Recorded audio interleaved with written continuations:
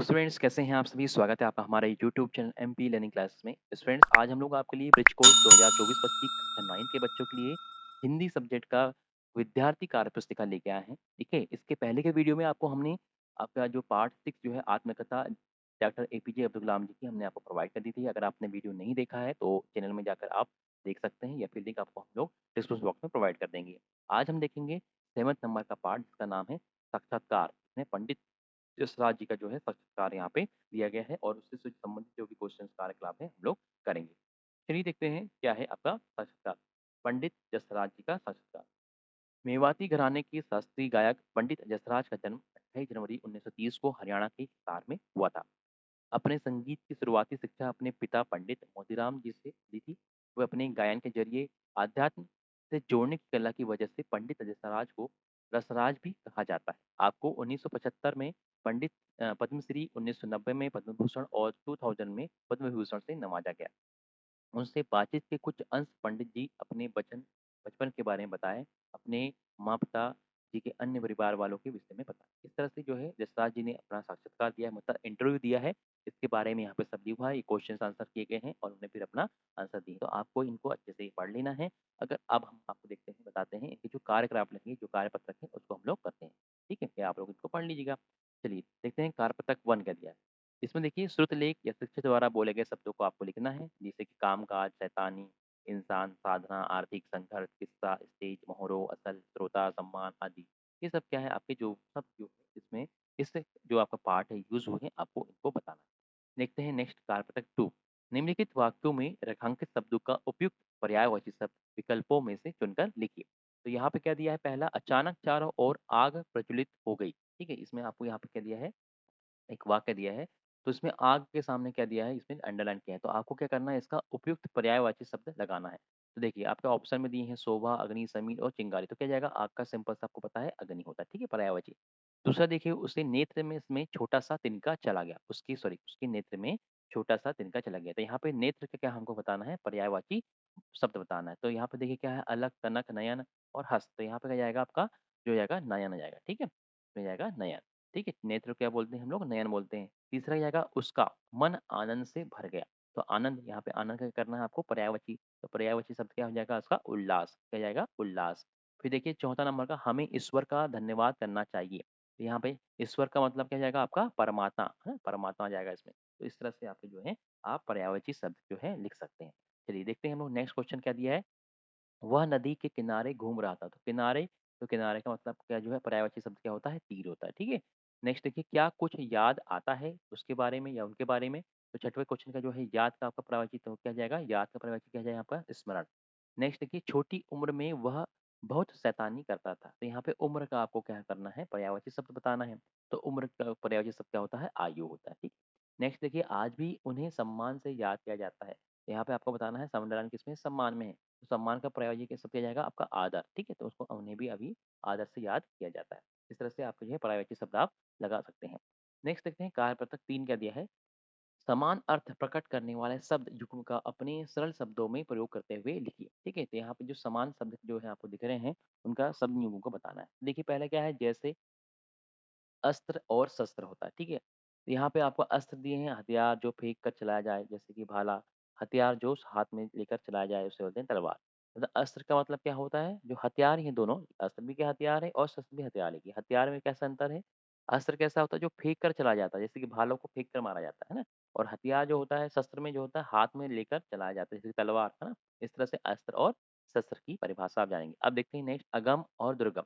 तो अगम मतलब क्या होता है, ईश्वर अगम अगोचर है, इस तरह से आप बता सकते हैं। दूसरा क्या देखेंगे आप, दुर्गम। आखिरकार उसकी हिम्मत उसे दुर्गम घाटी के बाहर निकाल गया। या फिर इसका आपको क्या बताना है, इसमें अर्थ भी बताना है। क्या देखेंगे, अगम कि ईश्वर अगम गोचर है। दुर्गम मतलब वहां जाना दुर्गम है। इस तरह से समझ सकते हैं। ईर्ष्या, ईर्ष्या मतलब क्या होता है, किसी से भेदभाव करना। तो दुर्योधन पांडवों से ईर्ष्या करता था। द्वेष मतलब क्या होता है आपका, आज किसी को किसी से द्वेष नहीं। इस तरह से आप बना सकते हैं। फिर कार्य, कार्य क्या है, राधिका अपना समस्त कार्य समय से पूरा कर लेती है। कर्तव्य, देश के कानून का पालन करना हमारा परम कर्तव्य है। फिर देखिए नेक्स्ट है आज्ञा, हमें अपने माता पिता की आज्ञा पालन करना चाहिए, आज्ञा का पालन करना चाहिए। अनुमति, कमला ने बिना अनुमति के स्कूल में कार्य किया। फिर देखिए नेक्स्ट क्या है, अभिमान। मुझे अपने देश के सैनिकों पर अभिमान है। अहंकार अहंकार मनुष्य को आगे बढ़ने से रोकता है। फिर देखिए नमस्ते, हम सभी बड़े लोगों को नमस्ते करते हैं। फिर देखिए नमस्कार, मैं रोज सुबह अपने गुरुजनों को नमस्कार करता हूँ। इस तरह से आप जो है शब्दों का उपयोग करके बना सकते हैं। नेक्स्ट देखते हैं हम लोग कार्यपद्धति 4 का दिया है। पाठ में आए हुए शब्दों को के अर्थ लिखकर वाक्य में प्रयोग कीजिए। ठीक है, आपके जो पाठ था इसमें कुछ शब्द आए थे, इनका आपको अर्थ बताना है। साथ में क्या करना है, इनका आपको वाक्य में उपयोग करना है। तो देखिए पहला शब्द क्या है, शुरुआती। तो शुरुआती का अर्थ क्या होता है, प्रारंभिक, है ना? प्रारंभिक आप कैसे यूज़ करेंगे हम लोग इसको? मैंने अपनी प्रारंभिक शिक्षा गाँव में प्राप्त की। ये आपने प्रारंभिक को जो है वाक्य के रूप में उपयोग कर लिया। इस तरह से आप लिख सकते हैं अपनी पुस्तिका में। दूसरा देखिए रसराज। रसराज मतलब क्या होता है, रसों का राजा। तो श्रृंगार रस को रसों का राजा कहते हैं। इस तरह से आपके रसों का राजा का आपने यहाँ पे वाक्य के रूप में उपयोग कर लिया। फिर देखते हैं निधन। निधन का क्या होता है, अर्थ मृत्यु। मेरे दोस्त की दुखद मृत्यु हो गई। ठीक है? या हो गई थी। नेक्स्ट देखते हैं शैतानी। शैतानी मतलब होता है शरारत करना। तो शरारत मतलब बच्चे स्कूल में शरारत करते हैं। नेक्स्ट है ताउम्र मतलब पूरे जीवन काल में। ताउम्र मतलब का अर्थ क्या होता है, पूरे जीवन काल में।